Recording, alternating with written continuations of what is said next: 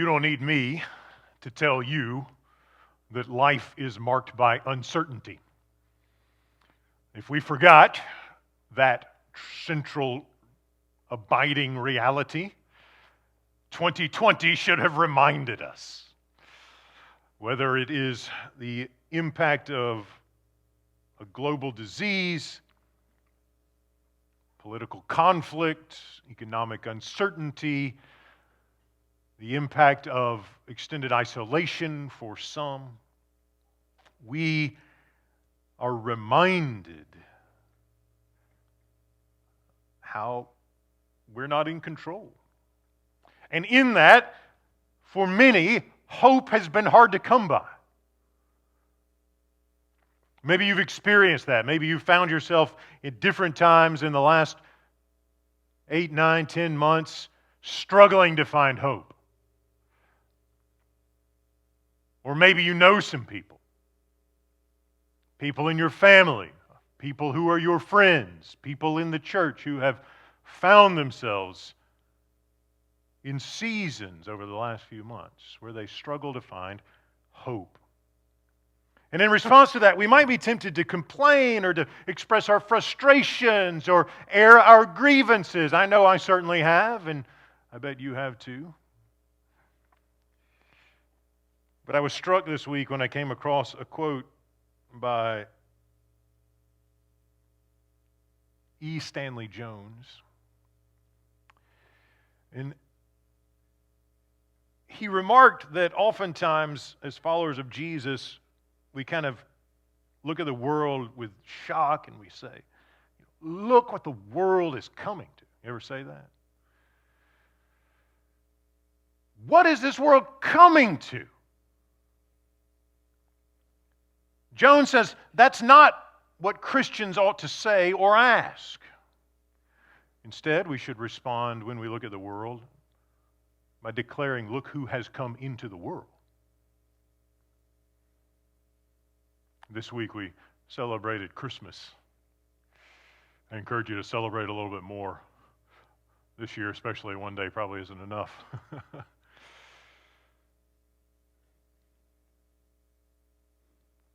We find ourselves asking, what is the world coming to? And Christmas reminds us that Jesus, God, has come into the world in Christ. He isn't distant. He's not detached. He's not an old man upstairs like a grandfather who's only loosely interested in what we're up to. And he's not this irrelevant,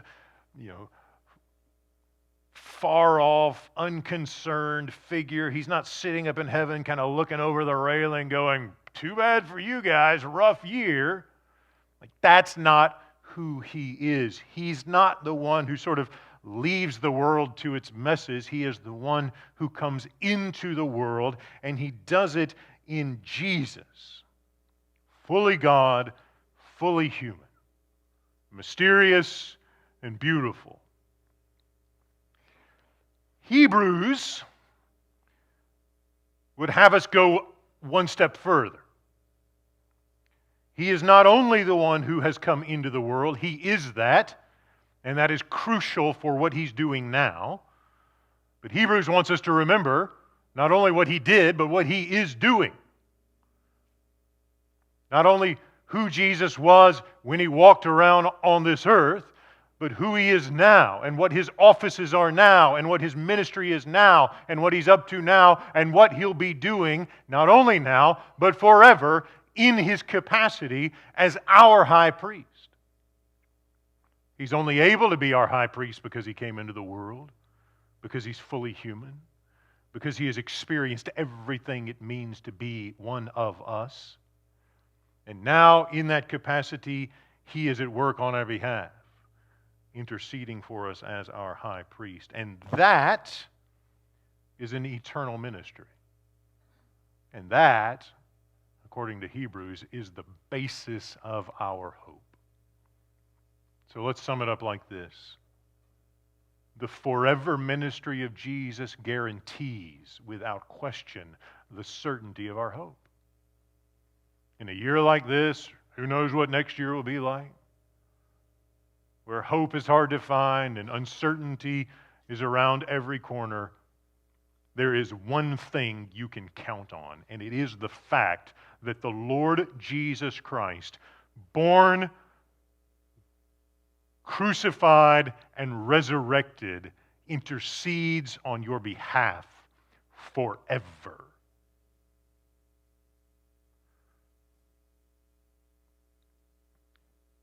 When you find yourself tossed about with the uncertainty that this world offers, you can be guaranteed of the certainty of the priestly ministry of the risen and reigning Lord Jesus Christ. And that, friends, is why we sing Joy to the World. That's why we declare His glory, His joy, His majesty, His mercy, His grace, His perfect love. Now, in order to help us see how the ministry of Jesus is connected with our hope, to see how His ministry is this eternal expression of the character of God, Hebrews wants us to kind of pay attention to the history of salvation, right? God didn't just start working towards our salvation in Bethlehem. His work for the salvation of the world goes way back before that. And so Hebrews says, take a look at Abraham. And God makes a promise to Abraham. And we're told about that in chapter 6, verses 13 and 14. God made a promise to Abraham because he had no one greater by whom to swear. He swore by himself. Talk about that in just a second. I will surely bless you and multiply you. And if you go back and read through Genesis, you hear God making these promises to Abraham. And multiple times, I've chosen you. I'm going to bless you. I'm going to give you a family. You don't have the ability to give yourself a family, so I'm going to give you one. I'm going to give you land for them to live in, and I'm going to make my covenant. I'm going to bless you, and they're going to be a blessing to the nations. And God makes all of these promises. And how do we know they are certain? We are told that God puts His character on the line here. All this stuff about swearing by Himself because there's no one greater than Himself, the focus is on God's character. We're told in verse 17 about God's unchangeable character, the unchangeable character of His purposes. Right? And so we're reminded that when human beings have to take an oath or swear, maybe you've been to court, maybe you've been a witness, and you have to kind of swear to tell the truth, the whole truth, and there you go. Fill in the blank, right? If you've never been to court and had to say that, maybe you watched it on TV or something like that. Or maybe you've watched a politician take office, and what do? They put their hand on the Bible, and usually anyway, and they take an oath. Sometimes there's just a whole stack of Bibles. You've seen, occasionally you'll get somebody, they pass them out to their friends when it's over or something like that. What's the point of that? The point is to say there is someone greater than me, and this oath is not simply in my name, but it is in the name of that one who's greater. Right? Well, if God's going to make an oath, there's nobody greater. And so Hebrews wants us to see that when God, He makes promises and He doesn't appeal to some higher power because He is the higher power. His character is unchanging, right? We take oaths on Bibles because we waffle. We go back and forth. We experience temptation. We might change our mind. Our purposes are not consistent. God doesn't need anyone else. He doesn't need a stack of Bibles to make His oath on because He is consistent. He is unchanging. His purposes are perfect. His character is consistent. And when He makes promises, He keeps them. And when He promises Abraham, I'm going to bless you and I'm going to multiply you, your family, all of the things that go with that, you can bank on it. He is consistent. His character is unchanging. It is forever. And His oath, His promise, embodies and reveals this unchanging element of His character. And this is in contrast to all of the gods in the ancient Near East. Like Abraham would have known about a lot of gods. And none of them had unchanging character and eternal purposes. They just kind of, They looked a lot like the people who created them, as false gods often do.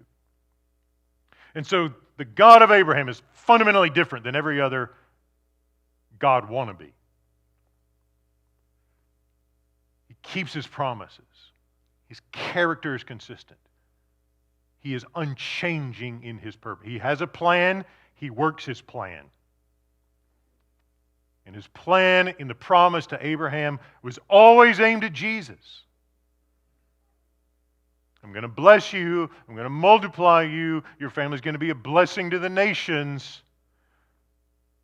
And the yes to that promise was always, always, always going to be fulfilled in Jesus.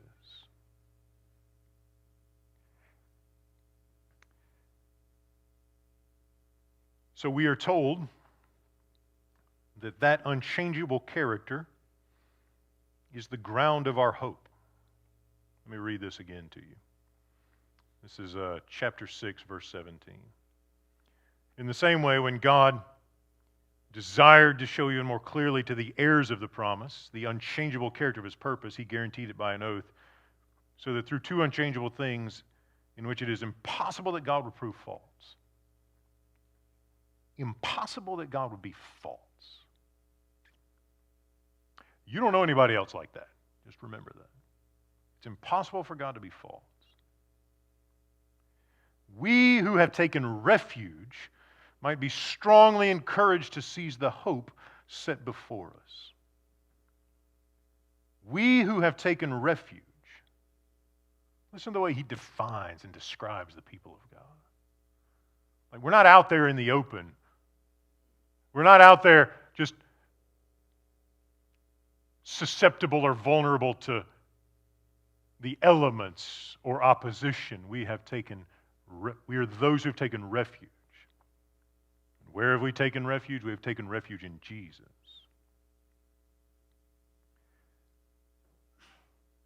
And having taken refuge in him, we are encouraged to take hold of something. And what is the something? The something is hope.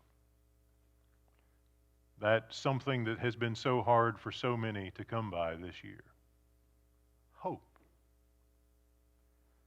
Those who've watched family members suffer with illness.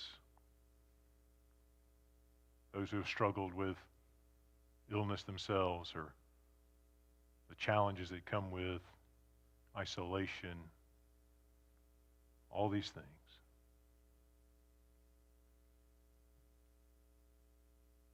Seize the hope set before us. And we have this hope, a sure and steadfast anchor of the soul, a hope that enters the inner shrine behind the curtain where Jesus is.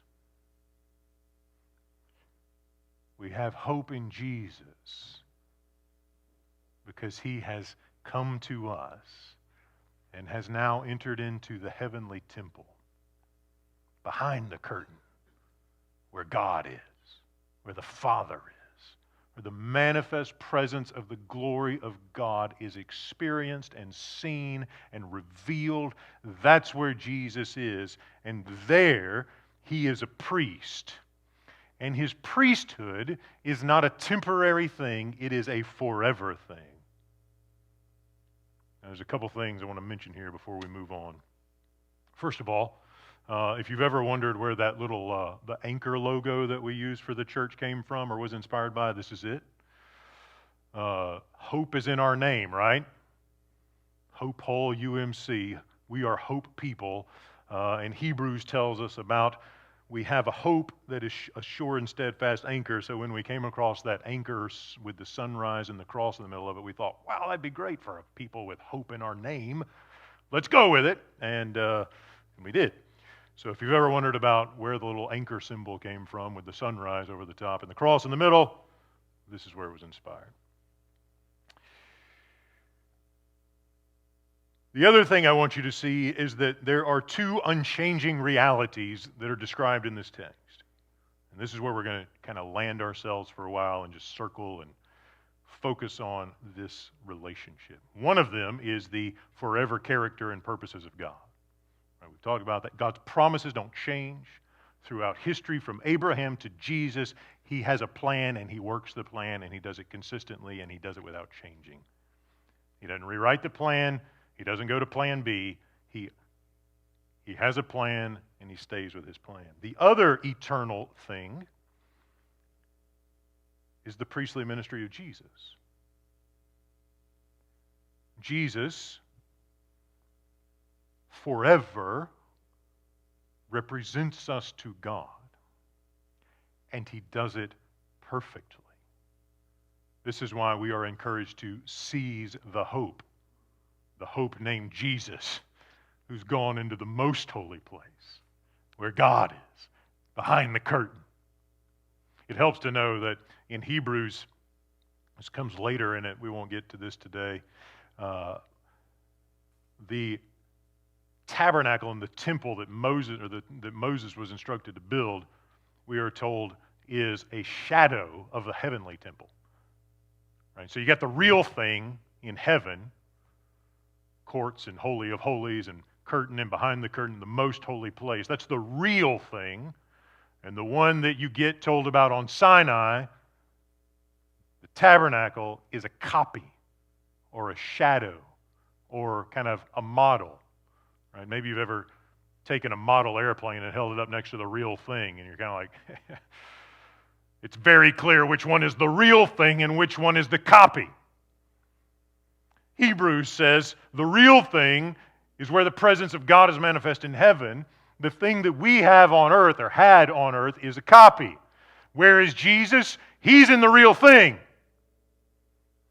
And that's where he is forever.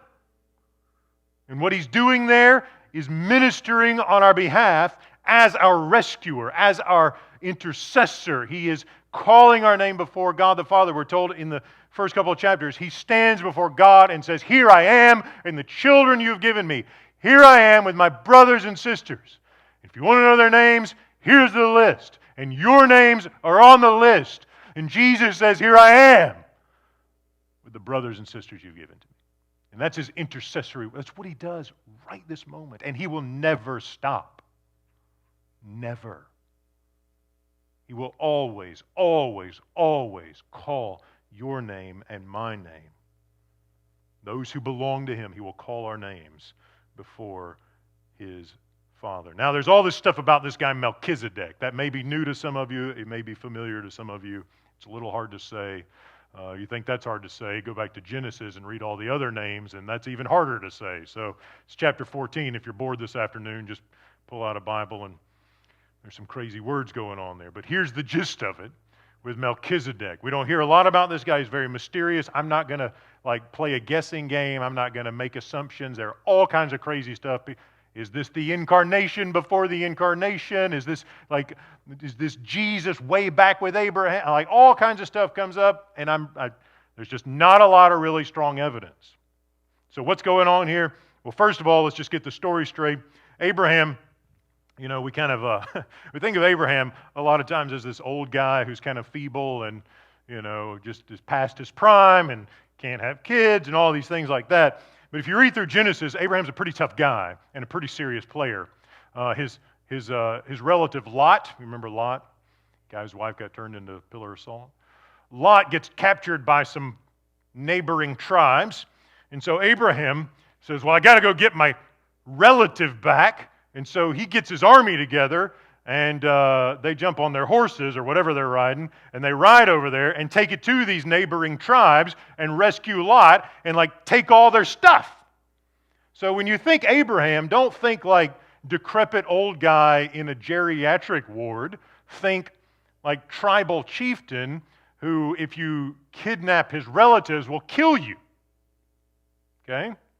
So just rethink Abraham. That's the kind of person we're talking, ancient Middle East, swords and fighting. That's the kind of tribal chieftain who comes after you if you mess with his people. And so after that, Abraham comes back with the spoils of battle, and this guy named Melchizedek shows up, and he is said to be a priest of the God Most High, which is interesting because we haven't been introduced to any priests. Exodus and Leviticus are centuries into the future. We haven't gotten that far yet. And yet we have this person who's a priest of God. And we don't get a lot of information. There's no genealogy. We don't hear about his father or his mother. We don't hear about his kid. Like we get nothing. He just shows up, and Abraham honors him and gives him a tenth of all of the spoils of war. And Melchizedek blesses him. And he's got this priestly role. And that's about all we get. Hebrews picks up on this because we have a little bit of a problem when it comes to Jesus being our priest. What's the problem? The problem is that Jesus wasn't part of the priestly tribe. Jesus was descended from who? Anybody remember what it said? Come on, Pat. Shout it out. I knew Pat was tracking with me on this one. She's a Hebrews fan. Jesus is the Lion of the tribe of Judah, right? That's what we're dealing with here. But the priests don't come from Judah, they come from Levi, right? This is Aaron's family. And so how is somebody from Judah going to be a legitimate priest? Because the law says the priests come from... We need a priest. We need Jesus to take his blood into the Holy of Holies on our behalf. Not the shadow one, the real one, the one in heaven. We need him to do that for us, but he's not descended from Aaron. He's not a Levite. He's in the wrong tribe. How's this going to work out? Hebrews says, well, there's this one other priest. We don't hear a lot about him, kind of a curious fellow, a bit mysterious, but hey, he wasn't a Levite either. And it turns out, if you read the Psalms, Hebrews is thinking through this, that God has declared Jesus as a priest, not in the whole Aaronic Leviticus thing, but following after the order of this Melchizedek guy. Again, we don't know much about him, but he's a priest, and his priesthood apparently is an ongoing thing. And so we are told that once again God has made an oath. He made an oath to Abraham, I'm going to bless you and I'm going to multiply you, and he has made an oath to Jesus. You're a priest. And you're not just any old normal kind of priest. You're a forever priest. Your priestly ministry will be forever. It will not end. We get the quote from Psalm 110. It is attested of him, you are a priest forever, according to the order of Melchizedek.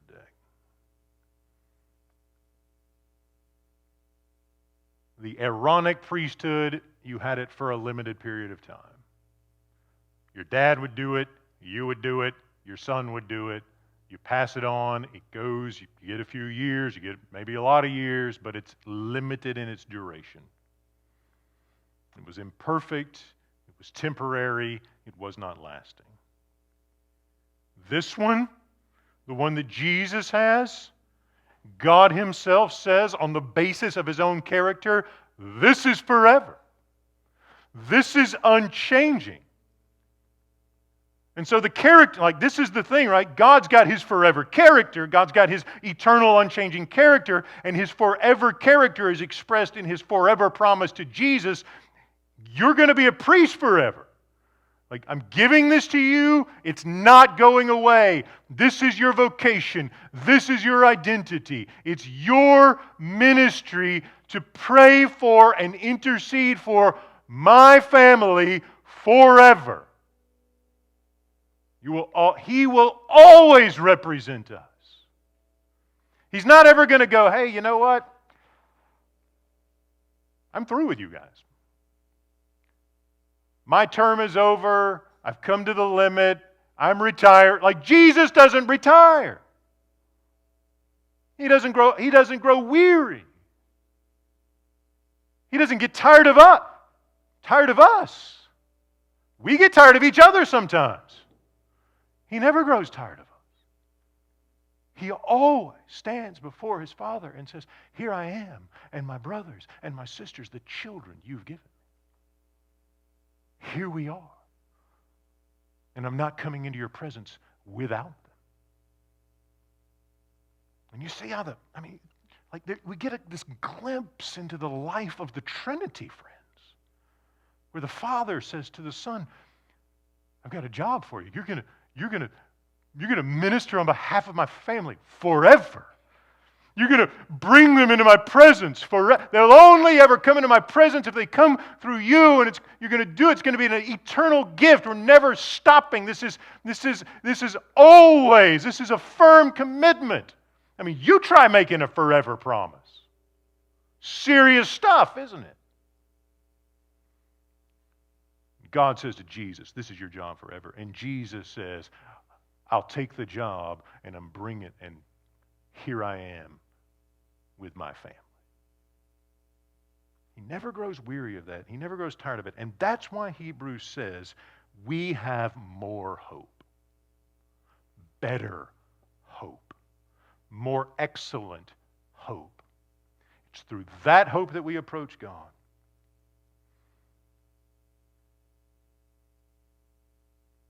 You get a little bit of hope with those Levites, because at least they're helping you relate to God.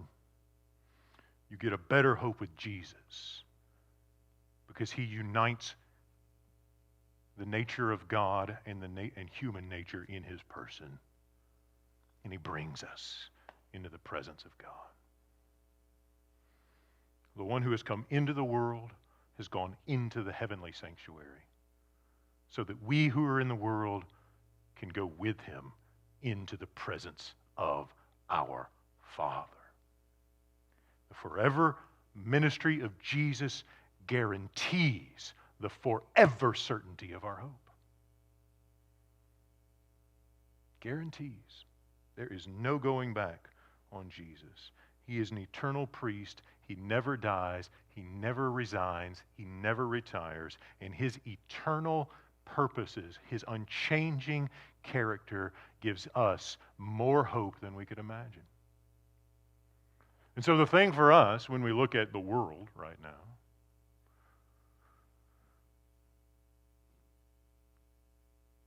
is to resist the temptation to be discouraged by what we see. Where is hope? Look at the world. Hebrews says, don't just look at the world. Look at the one who's come into the world and who now prays for the world in heaven. Look at his excellency. Look at his beauty. Look at his majesty. He is your refuge, is the word that is used. Like, how many of us need a refuge this year? I could use one. It's been kind of a rough year. Like, I've had to do things this year I never expected to ever have to do in my life. We have all had to pivot. We had to change the plan. God doesn't change his plan. We had a plan. We had to change the plan. We had no choice. We roll around to the end of the year, things don't go according to plan, and we think, man, I need a refuge. And Jesus says, I am your refuge. I am your hope. Like, don't look out there. Don't look at your ability. Don't look at your leadership capability. Don't rely on your education. Don't rely on like any of these things. Like, you trust me, he says. You trust me. I'm your refuge. And in this, we begin to see his heart, don't we? We begin to see the heart of Jesus himself. We begin to see his perfect love. For him to accept this eternal vocation means his heart is filled with eternal love for us. Perfect love for us. He's engaged in this ongoing ministry for us. Like, when you find yourself discouraged, take a minute and just think, right now, at this moment, and for every moment in the future, Jesus intercedes for me.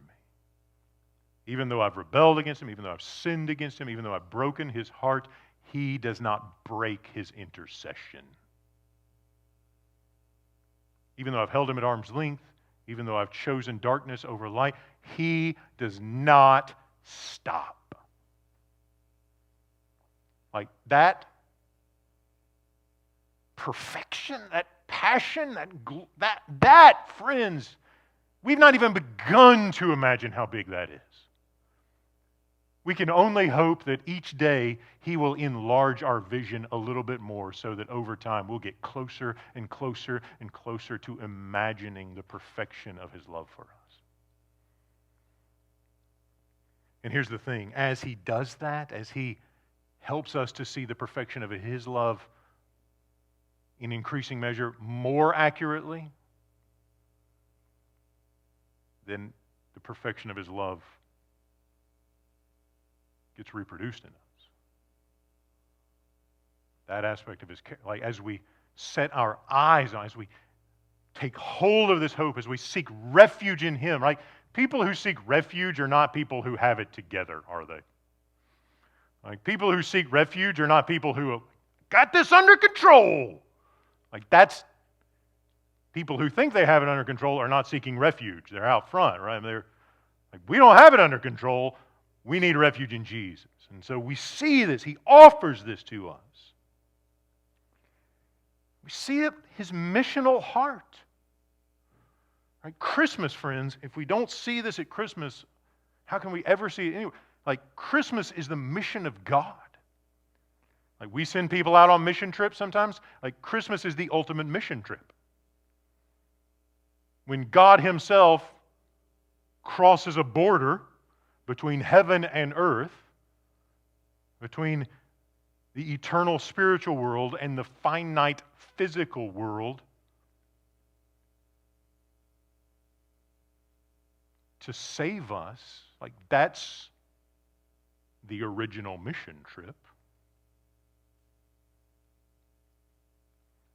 It's Jesus condescending, limiting Himself out of love for us, emptying Himself, the Scripture says in Philippians 2, becoming obedient unto the point of death, even death on a cross, to reconcile all things to God. That's our refuge. That's His. He wants to be a refuge for His people. He wants to be a refuge for the world, friends. And as we see that, as we experience what He offers us, we don't just sort of hold it in. We carry it forward, don't we? Because chances are, you probably know somebody who needs that refuge right now, don't you? Maybe there's somebody at your office, at your workplace. Maybe there's somebody in your family at your Christmas dinner, if you had one, who needs the refuge, who needs the hope, who has not yet taken hold of the hope that goes into the real temple, the real sanctuary. And maybe Jesus is inviting you to be the person who brings that person into this hope.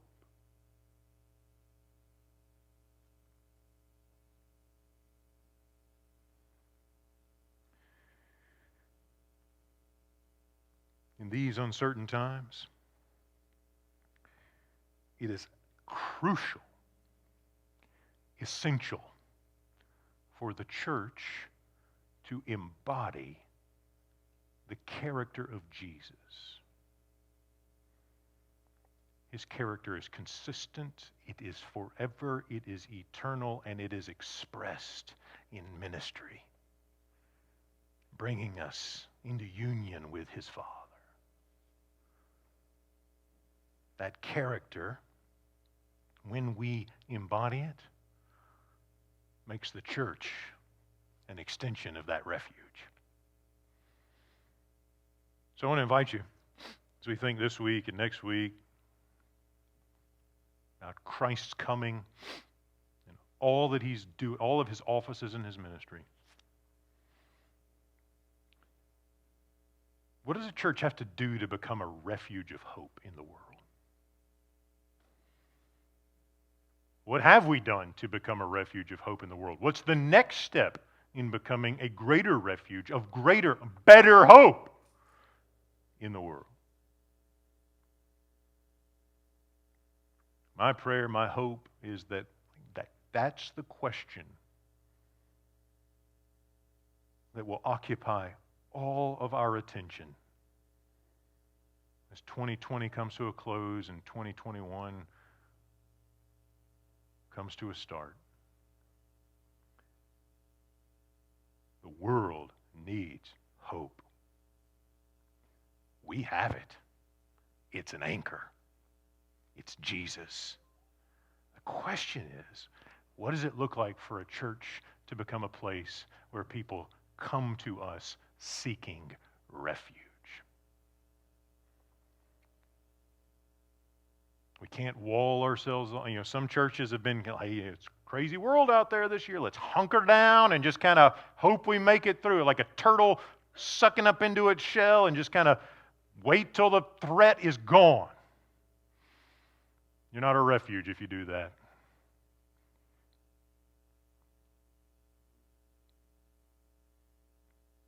What does it look like for Hope Whole United Methodist Church to be a refuge of hope? I mean, it's in our name. What does it look like for Hope Whole United Methodist Church to be a community that magnifies hope into the world? To be a hope community. So that people who are struggling, people who are weary, people who are lonely, people who are longing, seek refuge here. Not because we're particularly good at church, but because we point to Jesus, who is our hope. His ministry is eternal. His love is perfect. And the hope that he gives is a better hope than any alternative.